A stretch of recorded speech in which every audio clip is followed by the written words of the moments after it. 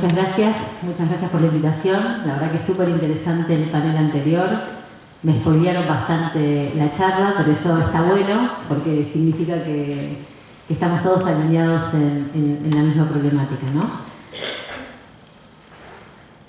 Bueno, yo vengo como representante de la Cámara de Software y Servicios Informáticos de la República Argentina. La Cámara nuclea a más de 1.800 empresas a lo largo de todo el país. 500 en forma directa y 1.300 a través de los polos y clústeres del interior, ¿no? Un poco la visión de la Cámara, a ver, cuando hablamos de género y tecnología, nosotros consideramos que la industria de la tecnología es una industria amigable para las mujeres y para, digamos, los distintos colectivos. ¿Por qué? ¿Porque somos vanguardistas? No, sino porque tenemos una necesidad imperiosa de tener gente capacitada en nuestra industria. Nosotros somos una industria de pleno empleo que quedan puestos vacantes todos los años, entonces la verdad es que necesitamos gente capacitada y estamos abiertos a todo colectivo que esté capacitado para tomar posiciones. En 2013, hoy recién estaba hablando con una de las chicas que hizo este informe, o fue parte de este informe.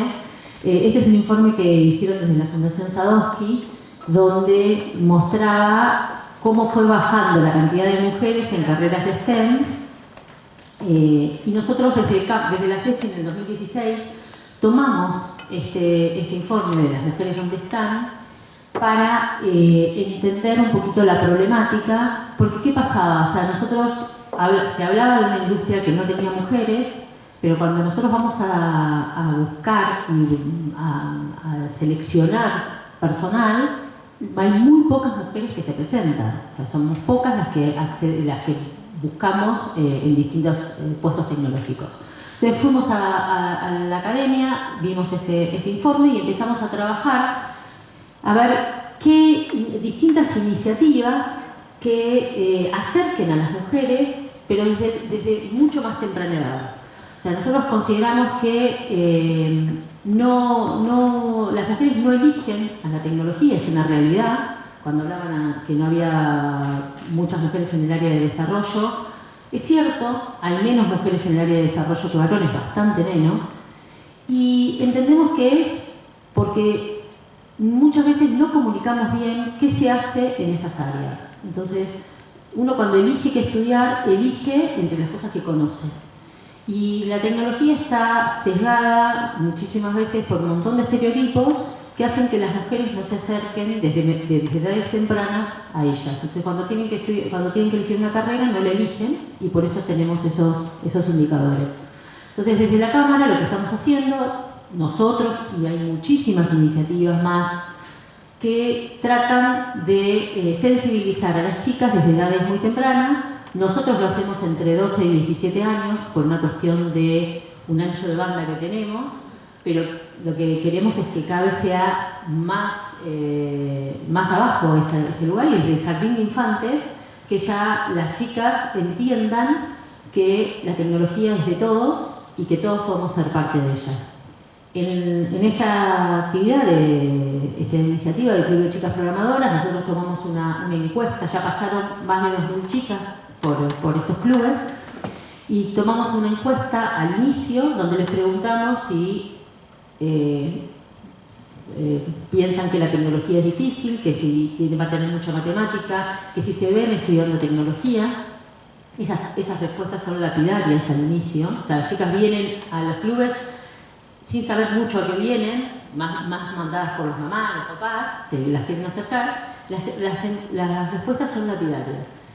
Y al salir de los clubes, las respuestas cambian totalmente. Las chicas se dan cuenta que es algo que pueden hacer, que es algo que lo pueden lograr, que es algo que les gusta.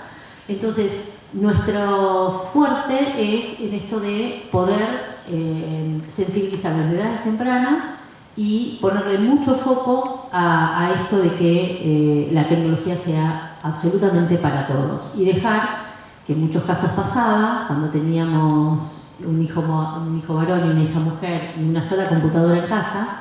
La pieza en la que tenía la computadora era del hijo varón y la nena no tenía la computadora en su pieza, ¿no? Entonces un poco trabajar sobre todos esos estereotipos.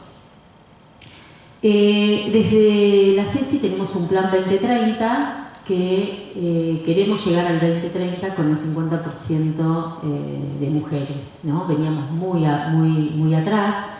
Estos últimos 5 años la verdad que se mejoró mucho el ratio de mujeres en la industria y hoy estamos en un 30% de mujeres en lo que sería profesionales en la industria.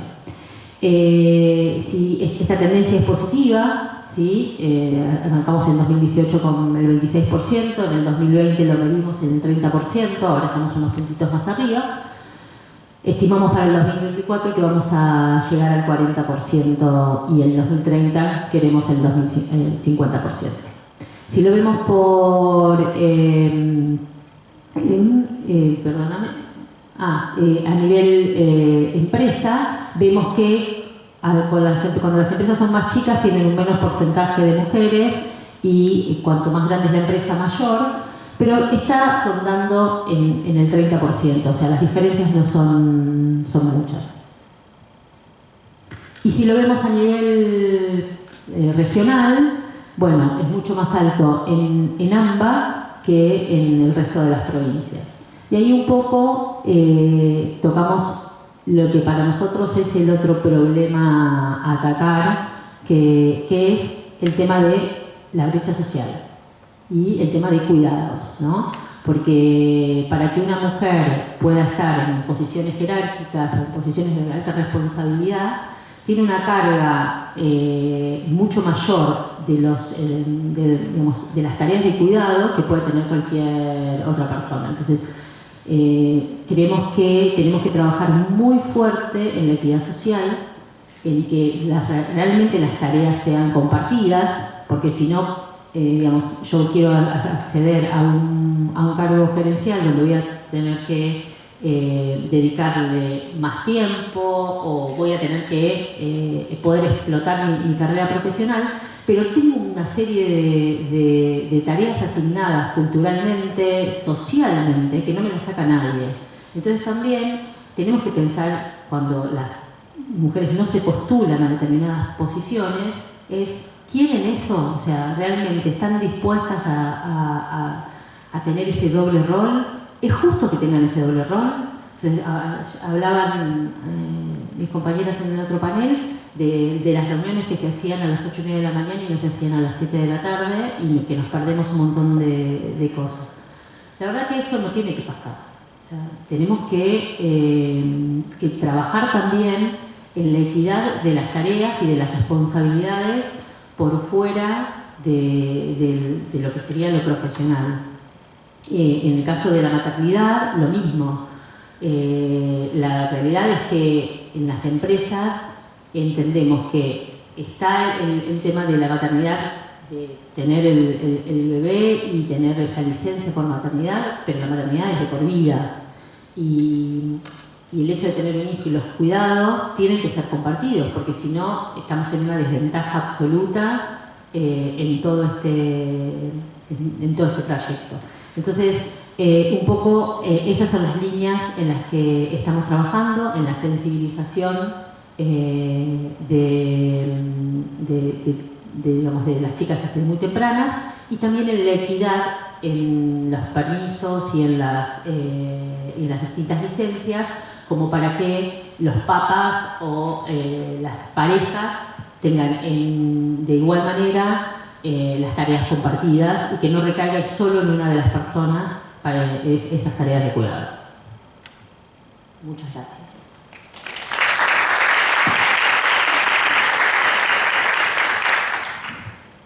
Muchas gracias, María Laura.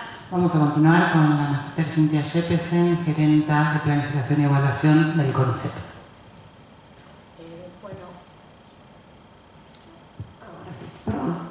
Bueno, nuevamente buenos días. Muchas gracias, Pablo, por esta invitación. Nosotros estamos realizando un estudio sobre las trayectorias de investigadoras e investigadores en el CONICET desde 1985 al 2020. Yo no voy a hacer una presentación con filminas porque toda la información que tenemos es vasta, es mucha.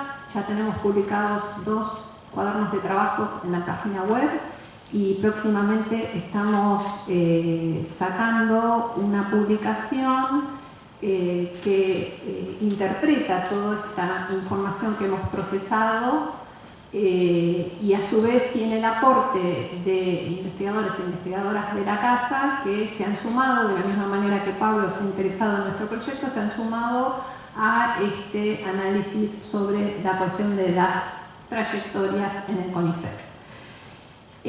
Para nosotros es muy importante este trabajo porque se enmarca en una serie de, o una línea de trabajos que son adicionales a la tradicional evaluación del ingreso, la promoción, los informes reglamentarios, la trayectoria individual de cada investigador o investigadora. Nos interesa interpretar qué es lo que pasa con la carrera, repensar qué es lo que está pasando con la carrera a lo largo del tiempo. En este caso estamos trabajando en 1985-2020 y estamos mirando bueno, qué ocurre en términos de variaciones demográficas en la carrera. Aparecen grandes rasgos, ahora me voy a referir a ellos. ¿Cómo se vincula estas modificaciones en las trayectorias que tienen que ver con cuestiones geográficas, con cuestiones disciplinares, con cuestiones de sexo? Por una cuestión de base de datos tenemos que trabajar mujer-varón, para poderlo ver en conjunto de manera tal de producir información para las autoridades en términos de poder pensar estrategias y tomar resoluciones, pero también para información de la misma comunidad de evaluados y evaluadores. Nos parece que esto es importante y en ese sentido son nuevas capacidades que estamos desarrollando en la gerencia y estamos muy contentos de poder hacerlo.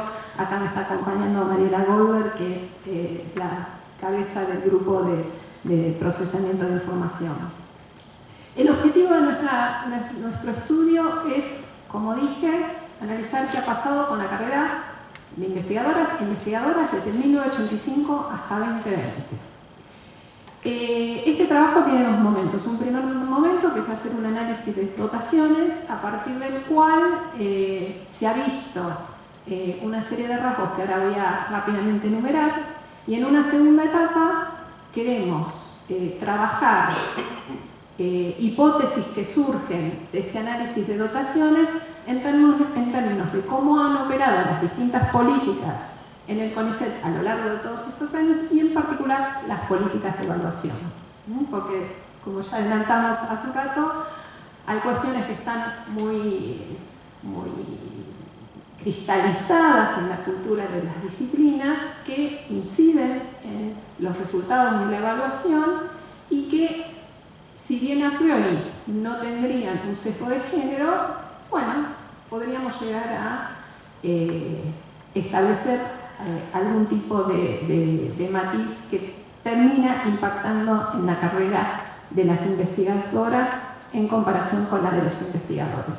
Hicimos mención, por ejemplo, a la cuestión de la organización de un laboratorio, por poner un ejemplo, y cómo eso después se plasma en capital simbólico, que es, bueno, la producción que después es evaluada o es tenida en cuenta al momento de la evaluación. ¿Por qué? Porque se arrastran parámetros de evaluación bueno, cristalizados a lo largo de la historia de la ciencia, ¿no? En particular, en los últimos 30 años, la cuestión del factor de impacto ha tenido un peso muy fuerte en la evaluación de las trayectorias. Entonces, bueno, antecedentes, se decía recién, hay muchísimo trabajo. En particular, en el caso de Argentina, hay trabajos hechos respecto de la carrera científica en las universidades. Hay cosas muy interesantes publicadas. Está también los estudios del RACSIT, que trabajan sobre la cuestión de diferencia de género en ciencia y técnica, el informe del INSIT de los, creo que fue 2019, principios de 2020, que se publicó. También hay un trabajo muy interesante que realizó Guillermina respecto de la particularidad de la evaluación en CONICET en su tesis doctoral, que es muy interesante. Ella hizo una comparación entre la comunidad de biotecnólogos y biólogos moleculares y de qué manera la evaluación ha moldeado la trayectoria de un grupo de investigadores. Me parece que es un antecedente muy interesante para ya entrar en la problemática de CONICET.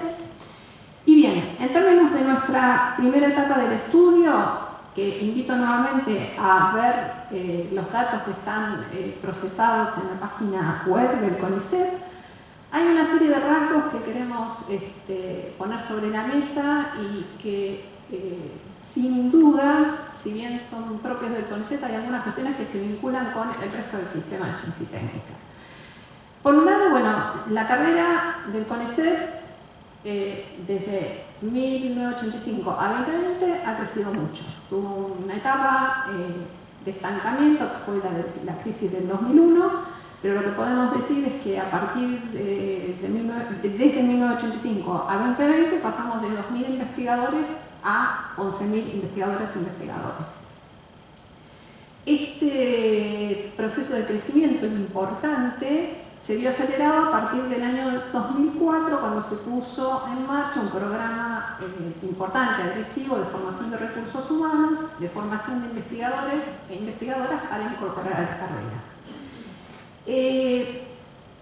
Este proceso de crecimiento, que tuvo tasas muy importantes a lo largo del periodo, sobre todo hasta 2018, no, perdón, hasta 2016, fueron las tasas importantes, tuvo como efecto un rejuvenecimiento en la dotación, es decir, empezamos a tener una mayor cantidad de investigadores e investigadoras más jóvenes, que este era un problema que había sido detectado a principios de los 2000, la cuestión del envejecimiento de la población. Entonces, por un lado se da este rejuvenecimiento, y este rejuvenecimiento se empieza a dar cuando uno mira el detalle del análisis de cómo ha sido la oferta o la cantidad de los postulantes a la carrera y de qué manera han sido seleccionados estos postulantes. Bueno, cada vez se incorporan más mujeres. Esto es un rasgo que se va dando. Antes de entrar en la cuestión de la feminización, también es importante mencionar algo que me parece que involucra a los sectores productivos, pero también a los otros organismos de ciencia y técnica, que es que entre 1985 y 2020 ha habido una transformación cualitativa también en términos de cómo se distribuyen los investigadores y las investigadoras en cada una de las grandes áreas del conocimiento.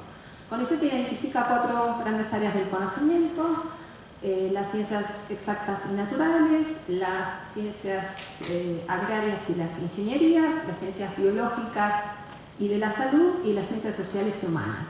Pues bien, para poner un ejemplo, al inicio del periodo, esto es que estamos tratando en 1985, la contribución de las ciencias exactas y naturales, que no incluyen las biológicas, que nosotros llamamos exactas y naturales en la jerga de CONICET, era alrededor del 30% de la población. En 2020 ese guarismo pasó al 22%. ¿Sí? Y por ejemplo, para las ingenierías, en 1985 estábamos hablando del 14%, cuando en el 2020 estamos en el 24%. Es decir, que ha habido un cambio en la contribución relativa de cada una de las grandes áreas, y esto no es un fenómeno solamente interno del CONICET, sino que tiene que ver con algunas cuestiones que se decían recién. Por ejemplo, cada vez hay menos postulantes en las ciencias exactas, y esto es una realidad. Y por otro lado, hay cada vez más postulantes en otras disciplinas, por ejemplo, algunas disciplinas de las ciencias sociales y humanas. Pero bueno, como rasgo general del sistema de formación de recursos humanos que impactan directamente sobre la estructura de CONICET. La cuestión de la feminización. CONICET, la población de CONICET se feminiza francamente a partir del año 2010, esto lo muestran muy bien las curvas se invierten cuando miramos la dotación total, es decir, cuando tenemos en cuenta todas las categorías de cada uno de los años de análisis.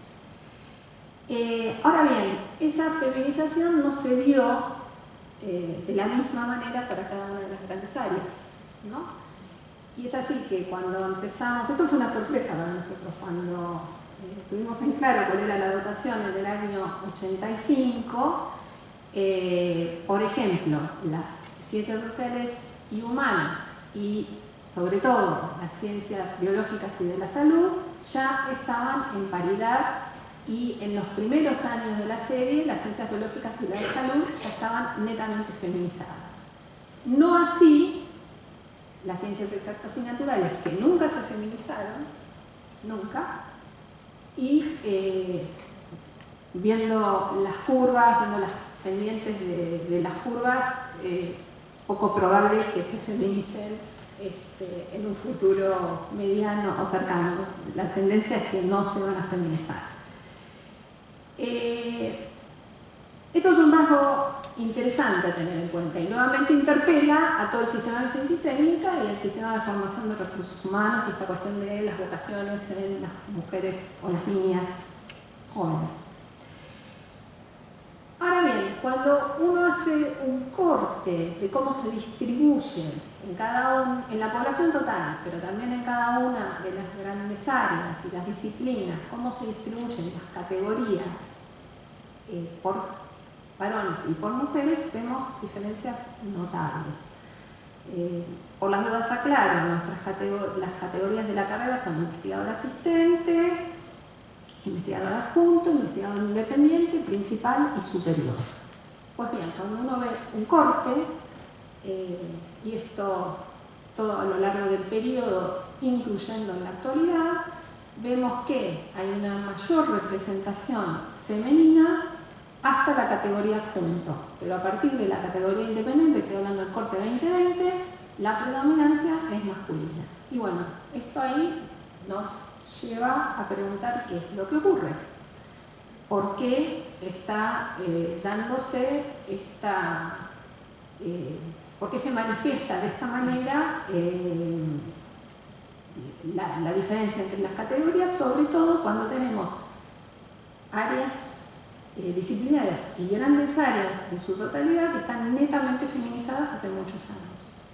Y bueno, al estudiar qué es lo que ocurre con las velocidades de promoción para individuos que ingresaron en un mismo momento, es ahí que se ve francamente que las velocidades de promoción son diferentes. Esto está probado, es bien claro. De ahí surge todas las hipótesis a trabajar en un estudio de tipo cualitativo por un lado, que vamos a seguir el año que viene, este año ya estamos cerrando, y también hacer un análisis no bibliométrico, porque consideramos que abordar un análisis solamente bibliométrico es un poco tramposo, por las cosas que deseamos que sean respecto de la representación de la producción científica, sino de valorar el currículum completo de un grupo de investigadores que vamos a hacer el seguimiento a lo largo de toda su trayectoria. Bien, para terminar, solamente decir una cosa. La diferencia en las categorías más altas a favor de los varones es muy, muy marcada en todas las disciplinas, pero en particular, y es la que a nosotros nos llama más la atención, las ciencias biológicas y de la salud. De toda la población femenina, solamente el 1% está representada en la categoría superior, en esa gran área. Cuando, por ejemplo, en las ciencias sociales humanas, ese guarismo llega al 6%. Y en el resto de las grandes áreas hay una tendencia a la paridad. Pero lo que sí es cierto es que son pocos los investigadores y las investigadoras que llegan a la última categoría. Esto es así.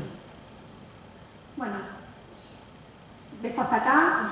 Preguntas y seguramente habrá muchas. Hay muchísima información que ya está publicada y bueno, les agradezco la atención.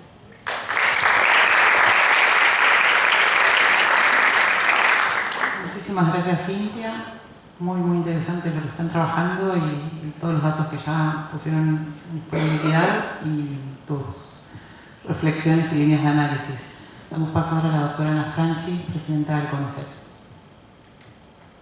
Bueno, buenos días a todos y todas. Bueno, un placer estar acá y discutir estos temas que tanto nos preocupan, que no vamos a resolver rápidamente, pero es bueno hacerlo. También es malo que tengamos tan pocos varones, ¿no? Seguimos siendo, las reuniones de padres son de madres, las secretarías de las mujeres son las de mujer, de género. Bueno, creo que la cosa cambiaría si tuviéramos un perfil distinto de público.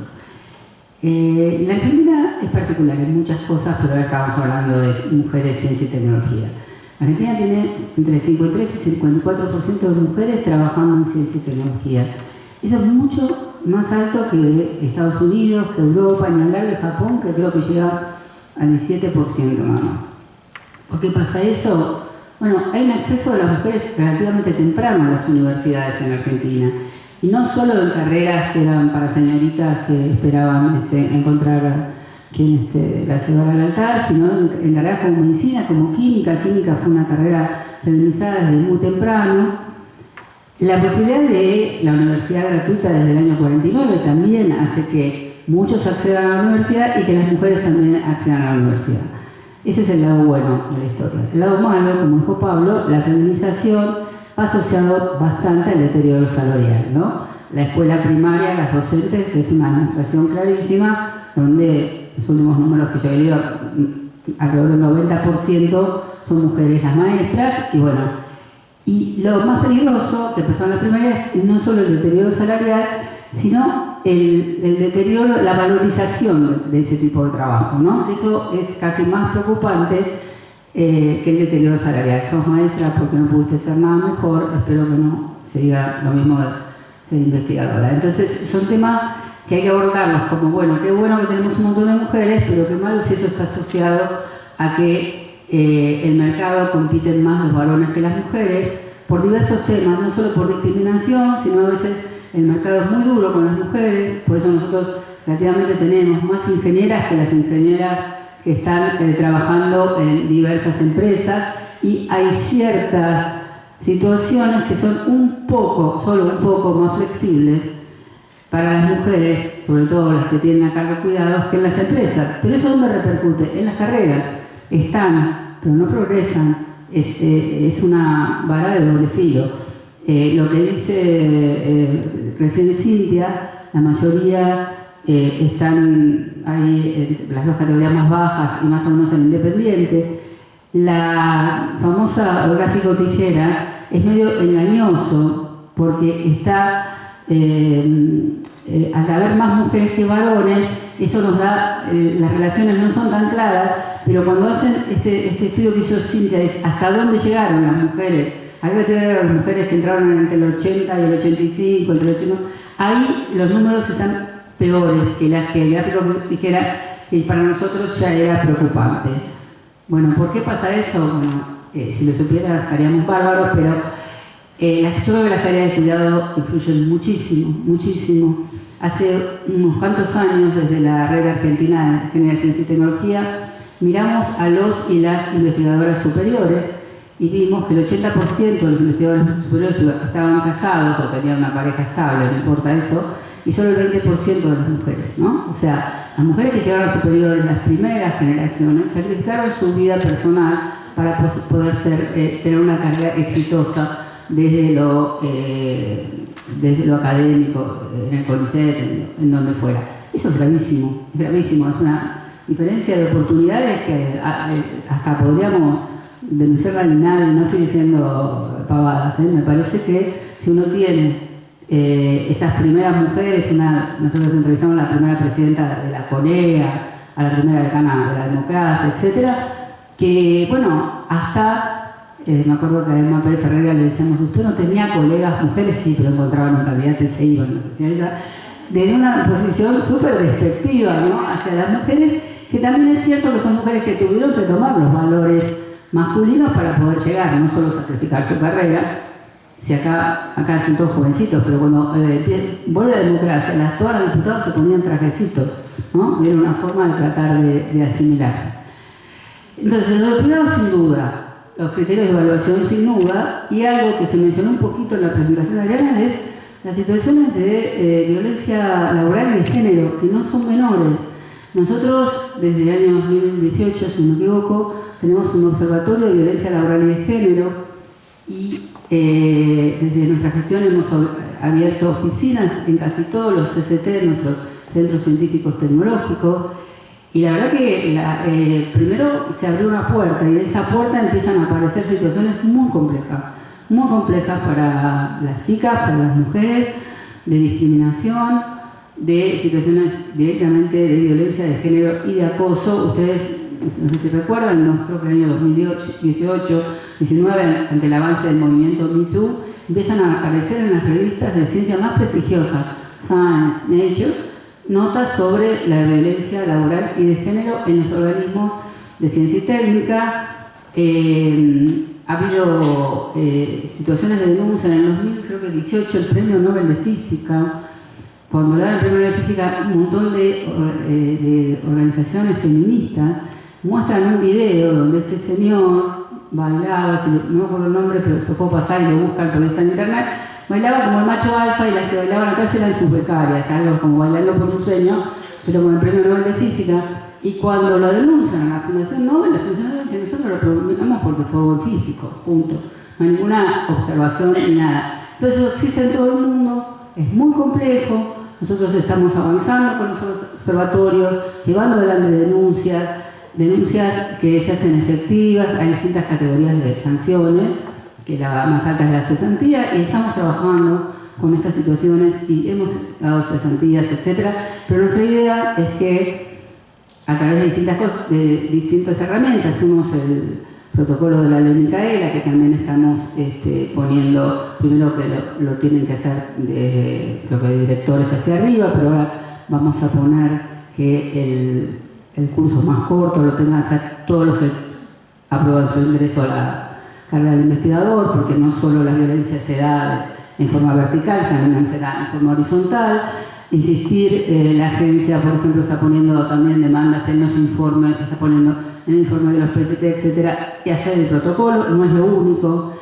Llevar adelante charlas, la gente del observatorio está yendo a los distintos lugares, de manera que no ocurra la situación, porque por más que nosotros sancionemos a él o la menor cantidad de veces que ejerce la violencia, la persona que sufrió la violencia, una becaria, la verdad que si interrumpe su tesis por la mitad es muy difícil que la retome. A esto agregamos que las personas que tengan 2 o más denuncias que hayan llegado a cierto grado de investigación no pueden presentarse como directores o directoras de beca, de investigador, no pueden presentarse a un concurso de director o directora de instituto, no pueden ser jurados, de manera de empezar a poner restricciones que se mantengan para que estas cosas vayan ocurriendo cada vez menos. Dentro del tema de evaluación, estamos avanzando a una manera distinta de evaluar, y creo que una cosa muy importante no solo es tomar el tema del género en las evaluaciones, sino del género también asociado al lugar donde se está trabajando. No es lo mismo trabajar acá en un instituto prestigioso que estar haciendo investigación en el Chaco, con todo respeto, donde hay mucho menor desarrollo científico-tecnológico, y eso también complica la vida también a las mujeres, porque además son lugares donde la cultura asocia mucho más a la mujer a tareas de cuidados, a tener si está en el mercado laboral, una cantidad de horas menores, muchas de ellas abandonan y se quedan con una dedicación simple en la universidad, o sea, la demanda del tiempo es muy complejo. Y otra cosa que muestra el tema de cuidados que sucedió fue el COVID. Luego del COVID bajó más del 20% la cantidad de mujeres que protagonizaban trabajos de investigación. En el COVID, donde además tuvieron que ser maestras, ocuparse de los padres, porque nosotros siempre hablamos de los cuidados hacia abajo. Tenemos en población tan envejecidas como las nuestras el cuidado de los mayores, ¿no? Que no lo resuelve el Estado y que en general es la hija y no el hijo el que se va a ocupar de estas situaciones y hasta son menos justificables, entre comillas, y que también complejizan la vida de una mujer en cualquier trabajo, pero acá estamos hablando de la ciencia. Y después creo que hay temas que acá salieron que dan para varias cosas, el tema de las tecnologías de reproducción asistida es un tema para discutir fuertemente porque tampoco son, no son inocuas, ¿no? Congelar óvulos implica un bombardeo hormonal, puede ocurrir también producir infertilidad, bueno, yo trabajo en producción por eso, pero en serio me parece que es un tema que nosotros tenemos que volver a retomar porque siempre se ven los casos exitosos. No se ven los otros. Esto se discutió mucho al inicio y después fue quedando. Y creo que también lleva a otro lugar, es en la obligación de ser madre, ¿no? En cierta manera, si esto existe, yo puedo postergar, lo voy a hacer. Bueno, no me voy a extender más, quedo para las preguntas, pero me parece muy bueno el trabajo y que lo hablemos porque las realidades de las distintas instituciones son distintas, pero son parecidas. Y me parece que podemos empezar a encontrar caminos parecidos. Muchas gracias.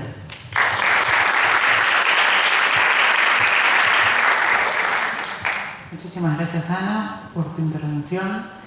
Qué fuertes muchas de tus frases, está como lo están, pero no progresan, reflexionando Cintia, y tantas cosas que planteaste.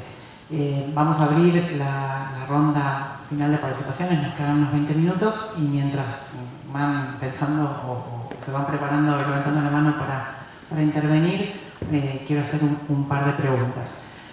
Una, quiero volver sobre esto que planteaba Cintia de las velocidades de promoción y volver a esto que venimos hablando a propósito de este estudio que hicieron en términos de los criterios de evaluación, su opacidad y la velocidad de promoción. Cuando en el programa de género tenemos publicados datos y procesados datos que incluyen incluyen a la población de quien tenemos el currículum en CBA. Entonces tenemos mucha población de las universidades argentinas que no necesariamente están solapadas con CONICET. Bueno, por supuesto, una gran cantidad que sí, pero hay quienes no. Entonces ahí hay una presencia femenina que la tijera la diluye un poco versus CONICET y que entonces en las categorías que uno puede asimilar con el programa de incentivos ahora sí digo, bueno, más allá de esos cambios vistos hace un par de años, dice, bueno, muchos problemas en cuanto a la participación femenina no se ven solo en, o sea, lo que ustedes están contando es desde la mitad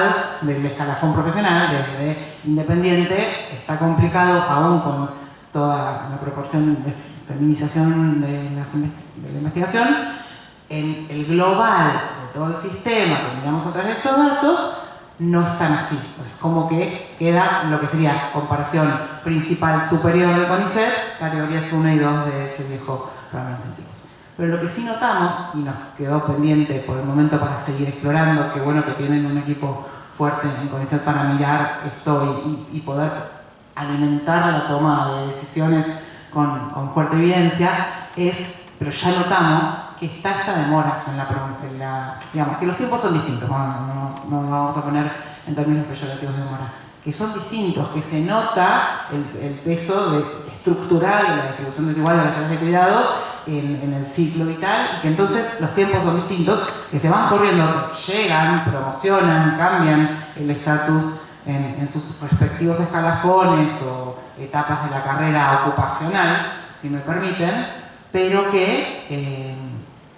hay una desventaja, y ni que hablar cuando eso, como hablábamos en la primera parte del panel, se ve en las pocas posiciones de toma de decisión que ocupan las mujeres versus los varones. Entonces, yo creo que ahí hay un núcleo duro para seguir pensando con datos, máxime que solo si estamos pensando en CONICET, INTA y CONEA, los ensambles que ya hay en las carreras de quienes son investigadores de CONICET con ENEA y en INTA ya también hay un núcleo súper interesante para explorar en ese sentido. Y la otra cuestión, en horas de tiempo lo voy a reducir un montón, quiero volver a lo que planteaba Pablo hace un rato de la maternidad, la norma, las prácticas, nuevamente con los tiempos. Muchas veces nos ponemos contentos, repetimos esto de, bueno, pero está contemplado y hay una licencia de tanto tiempo extendida para entregar el informe para las mujeres, etc. El problema sigue siendo todo lo estructural que después nuestras instituciones no dan cuenta en el futuro, ¿no? Y por eso celebro también una mirada mucho más global de los productos y realizaciones reputables y reputacionales en la carrera. La formación de otras personas, la participación la participación con liderazgo en muchas actividades que no son solo las publicaciones y las de alto impacto y demás, ¿no? Hay un montón de cuestiones para mirar. Esto no va a quitar el sesgo quizás, o no va a quitar, no sé si va a cambiar tanto los resultados, pero nos va a permitir mirar las trayectorias más integralmente, cosa que no creo que sea menor para esto que trae Ana de ese 23-22% que no se mueve.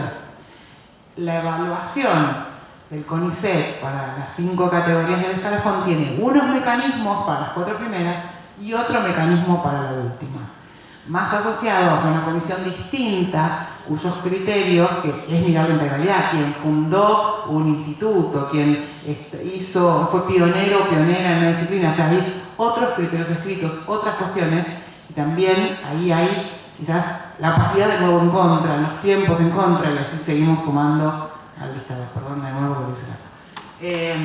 Abrimos juego a preguntas, intervenciones, y luego hablamos.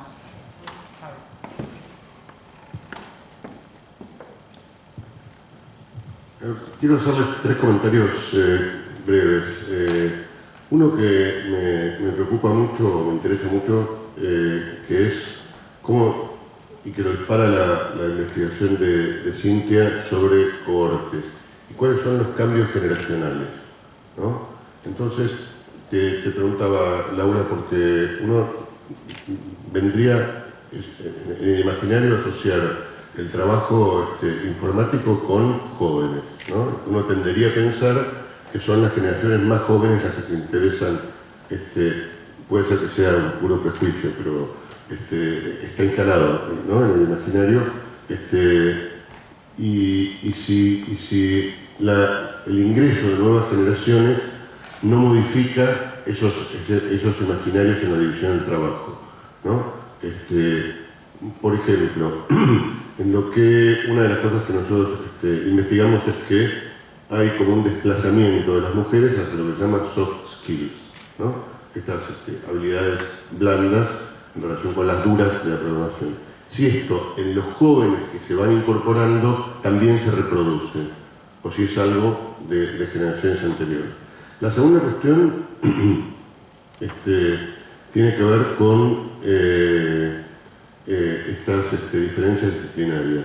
Y quiero preguntarles si ustedes tienen alguna hipótesis de por qué estas diferencias disciplinarias. Porque, sobre todo en el área de salud, biología, salud, bioquímica, digamos, son áreas que, como decía Ana, están feminizadas, o Cintia también, desde hace muchísimo tiempo, de modo que hay varias generaciones de mujeres que incluso dirigieron laboratorios, y sin embargo, es el área que estaba más antiguamente feminizada, donde las trayectorias de mujeres fueron más visibles, y sin embargo es el área donde en el tope de la carrera la participación en términos relativos es menor. Entonces, no sé si hay alguna hipótesis que ustedes tengan al respecto. Y después, volviendo sobre la cuestión de las generaciones en el CONICET, pero me parece que en las otras áreas también, lo comentábamos en el break con Adriana, si nosotros no estamos asistiendo en este momento a una transición entre los imaginarios tradicionales de una generación que está dejando su lugar a una nueva. Y si eso, en la Comisión de Energía Atómica es más visible porque están como como los viejos, digamos, para decirlo de alguna manera, que vienen con esa cosa de con una muy fuerte identificación institucional, ¿no? Yo creo que en el INTA hay algo muy parecido, ¿no? Y que eso en la generación, digamos, en las nuevas cortes, me parece que se está modificando y que podría dar lugar a algún tipo de cambio. Entonces, me parece que el estudio de cortes que señalaba Cintia sería muy interesante si se pudiera replicar en otros campos. Bueno, con respecto a tu pregunta, comparto. Sí, eso que se está dando, que sí que se está dando en la CONEA, se está dando también en la industria. Con respecto a lo que son los skills soft, es un poco lo que hablábamos antes, ¿no? Las mujeres en general se sentían, no sé si se sentían, pero sí se alineaban más a las funciones más soft y no tanto a las de desarrollo, técnicas o del hard duro, eran menos las que se acercaban a esas disciplinas, pero también por desconocimiento de lo que se hacía en esa disciplina. Creo que hoy está más abierto eso, falta un montón, hay que seguir abriéndolo muchísimo más, pero se están acercando más y eso se está abriendo más. Así que por ese lado estamos yendo, pero sí, hoy hay más desarrolladoras. También es un desafío entender si con el tiempo siguen eligiendo lo mismo o si van cambiando a medida que van ascendiendo en la carrera, porque las funciones dentro de la tecnología son muchísimas, las funciones soft son cada vez más las posibilidades de diferentes roles que hay soft y a veces la industria necesita que se queden en el desarrollo, pero la verdad es que muchas eligen pasarse, ¿no? Entonces hay que ver cómo van a comportarse estas nuevas generaciones que están entrando conscientemente a esta línea y a ver si quieren seguir quedándose ahí o si quieren cambiar.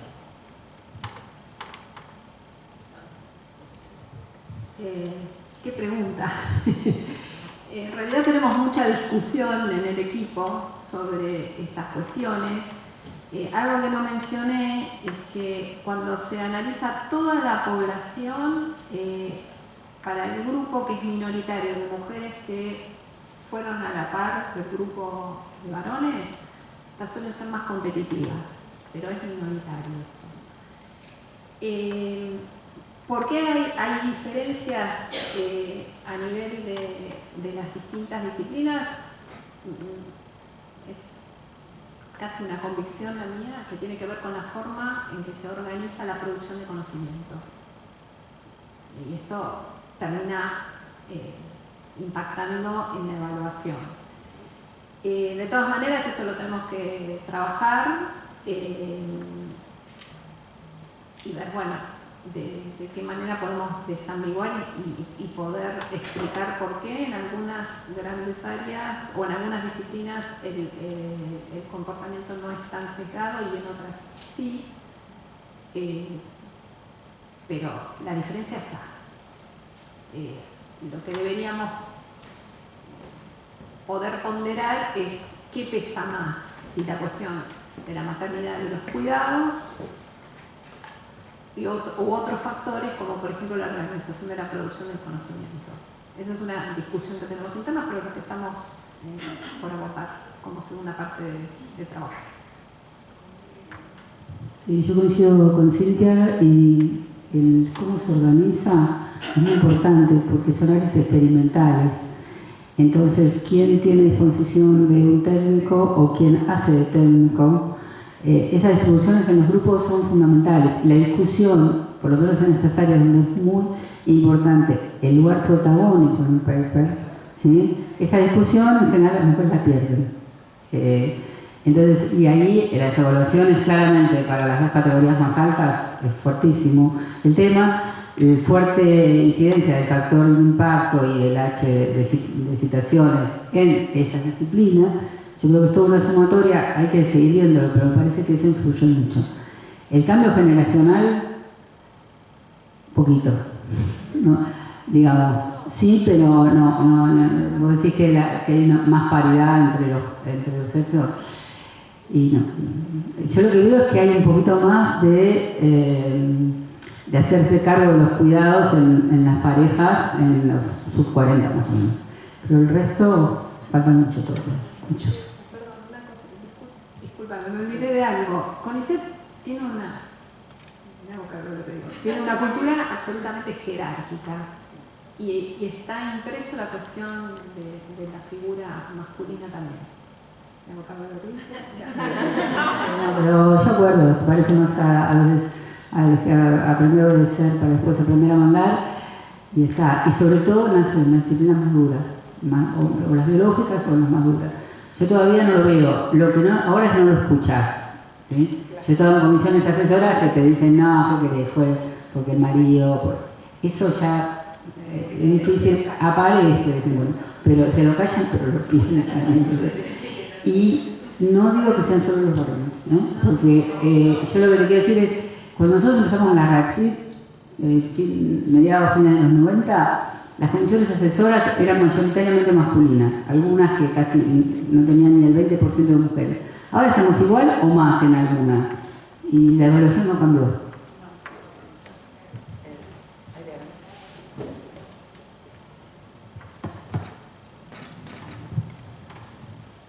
Quería preguntar otras cosas, pero ya que salió el tema este de los papers y de la jerarquía y todo eso, y respecto de las investigadoras superiores y qué sé yo, también hay una cuestión de no es solo el rol protagonista en los papers, sino también que cuando uno llega a ser jefe o jefa de un grupo, las mujeres rara vez nos incluimos en un paper en el que no hayamos estado trabajando, cuando es una práctica habitual de que los jefes de grupos siguen figurando en los papers de todo el mundo.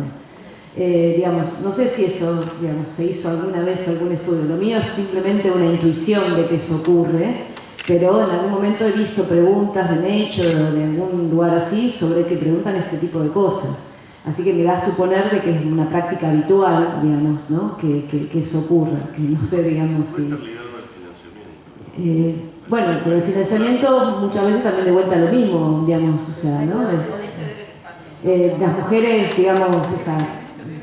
Salido del financiamiento porque también vos haces que los otros se presenten con vos, o sea, todo, si vos empezás a buscar, anda por ahí. Está bien, pero bueno, qué sé yo, no sé, creo que es una cuestión ética que habría que pensarla, digamos, si realmente yo creo que por haber estado a cargo de un proyecto de investigación, no quiero ser autorreferencial en eso, porque me parece que no sirven esas cosas, pero me parece que las dinámicas que tienen que ver con eso, a ver, si el director de un proyecto no tiene por qué seguir figurando en los trabajos de todos los que participan, salvo que sea una normativa, digamos, de algún tipo que homogeneice, pero la verdad es que no, digamos, tiene que ver también con la ética de cómo se realiza la ciencia y por qué uno debe figurar en un paper, o si tu trabajo de formar un equipo no se tiene en cuenta, en lugar de tener en cuenta tu figurar en el paper, y bueno, y ahí vamos al tema de las evaluaciones, de cómo se realizan las evaluaciones, tener en cuenta el trabajo en equipo, digamos, los trabajos logrados de alguna manera que muchas veces no se ven reflejados en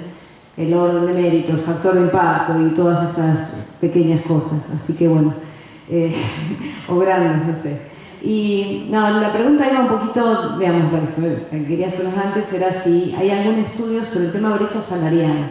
Porque esta demora, esta diferencia, este tipo de cosas influye obviamente, digamos, en que las carreras de las mujeres dicen, no, uno no tiene discriminación, uno es investigador independiente, mujer, hombre, cobran lo mismo. O sea, no hay brecha salarial, ¿no? O sea, siempre esa es la que uno tiene.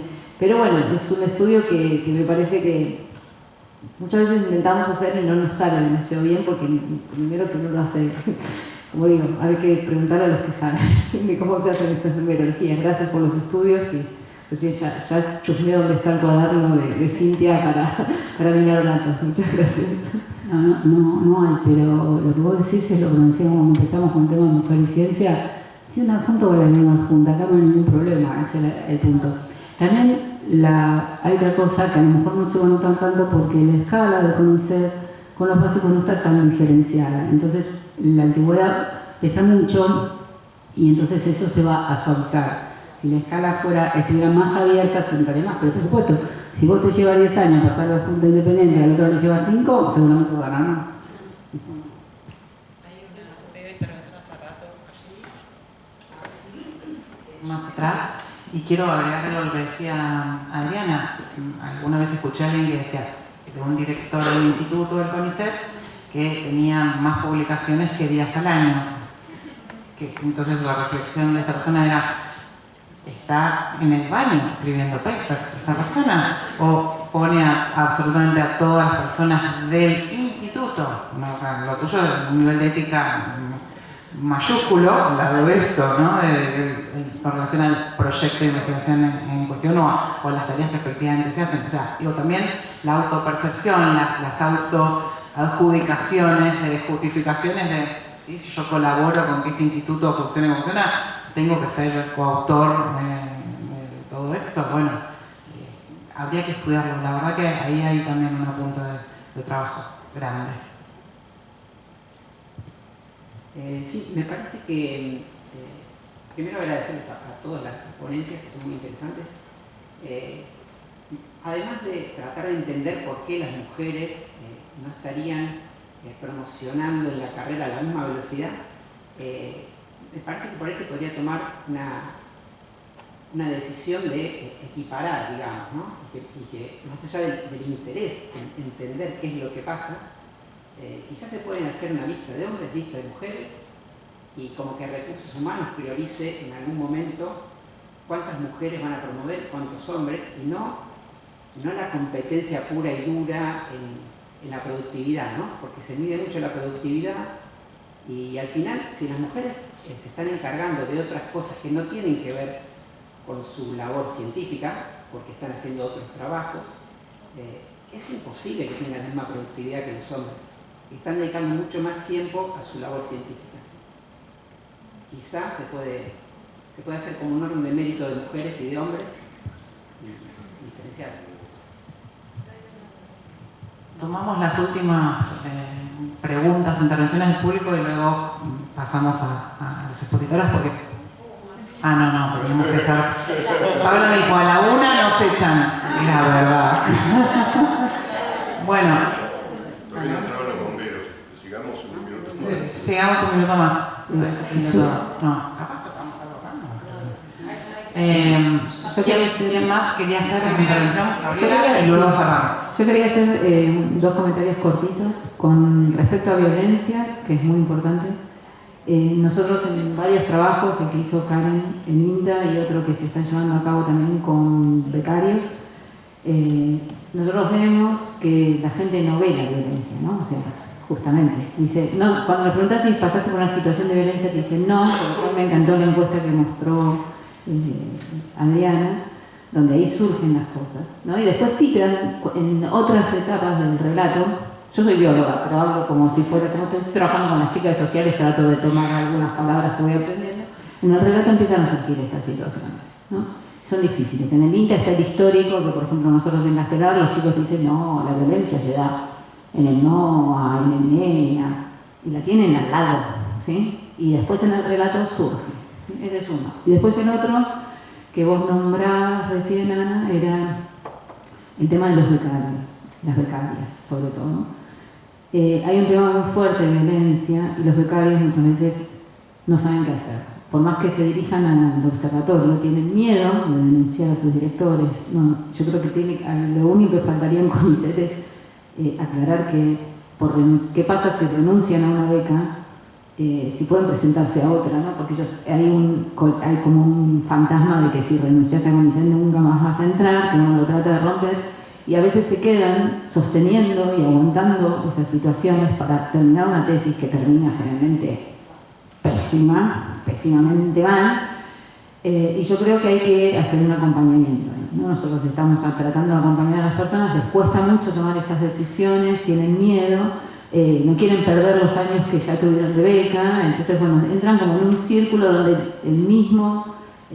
la misma víctima sigue sosteniendo y posiblemente si continúa la carrera después repite el patrón con los que tiene a su cargo, ¿no? Y entonces es un sistema bastante nefasto.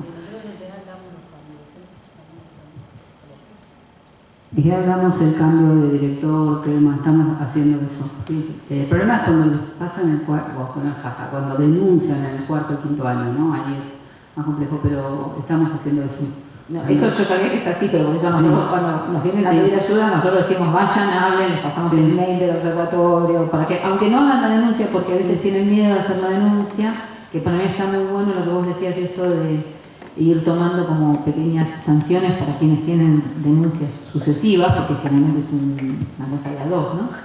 Y, bueno, y después lo otro que me parecía re importante, el tema de las evaluaciones integrales, ¿sí? En instituciones muy complejas como la nuestra en el INTA, nosotros generalmente tenemos nuestro proyecto principal de investigación, ¿sí? Con el cual rendimos los papers, esto para las carreras, nuestros tesistas, etc. Pero muchas veces nosotros hacemos otras actividades, ¿sí? Participamos de plataformas, redes, proyectos multidisciplinarios, representación institucional, comisiones de seguimiento de tesis, que siempre nos llaman a las mujeres a hacer comisiones de seguimiento de tesis, no hay varones casi en las comisiones de seguimiento de tesis. Y eso es una carga enorme. Uno lo hace porque muchas veces lo que nosotros vemos que falta en las evaluaciones es mirar la integralidad. ¿Por qué la integralidad? Nosotros no somos solo bichos de laboratorios científicos, sino que somos personas, somos políticos, trabajamos en el fortalecimiento institucional, en los lazos interinstitucionales y un montón de cosas que a veces eso se diluye. Una de las cosas que a nosotros nos sirvió a veces para los becarios, y aunque sea sumarlos en lo que es la Semana de la Ciencia y en esas actividades de divulgación, tiene que ver con que se toman en cuenta las evaluaciones de los becarios. Entonces a veces pensar qué ítems uno de estos transversales, que son integrales y que nos hacen a nuestra formación también, porque si nosotros no nos integramos, no trabajamos en esa integralidad, tendríamos aislado en nuestro mini grupo, ¿no? Entonces eso me parece muy importante, pensar el tema de evaluaciones más como integral. No sé cómo decir la palabra. Nos las dejaste explicando a Cintia y a mí, porque ahora salimos con una forma distinta de evaluar, tomando en cuenta también gestión, participar en evaluación con puntajes directos, ¿no? Para que no digan, no, tiene un paper, no hizo gestión, no importa. Investigador o investigadora es eso, una integralidad. A la institución, un investigador o investigadora que no dirija gente, que no se ocupe de la gestión, de la evaluación, de la divulgación, no tiene mucho sentido. Así que espera el 1 de diciembre que salimos con las nuevas Y además CONICET, estos están todos sus últimos documentos de posición institucionales sobre los criterios de evaluación, ha puesto en claro que la evaluación debe ser integral, multidimensional, debe seguir los preceptos de la evaluación responsable de la ciencia y adhirió a los preceptos, adhirió a Dora, a la declaración de Dora. Entonces, la cuestión del factor de impacto y de la bibliometría es subsidiaria a una evaluación mucho más integral. Y en eso estamos trabajando, y es un trabajo cultural. Por lo cual, jamás propondría cupos para las promociones. La pregunta que había por ahí, femenino masculino, me parece que lo que hay que hacer es trabajar en profundidad sobre los criterios de evaluación. Sobre todo, más allá de la decisión si cupo o no, o qué otras estrategias, porque quien promociona no es que está compitiendo contra otro, es como si estuviera compitiendo contra sí mismo y una imagen en la comunidad científica. O sea, no es que hay 5 promociones para dar y las ganan los varones en la carrera de CONICET. Claro. Funciona de otra manera. Que hay sistemas que sí funcionan así. Que las posibilidades de ascenso son limitadas y mátense. Eso depende de cada sistema de carrera y cada sistema de evaluación. Bueno, está bueno quedarse con ganas de más. Es la hora de terminar y continuar con otras actividades. Hasta el fin del día, muchísimas gracias a todos, todas y todes por este seminario.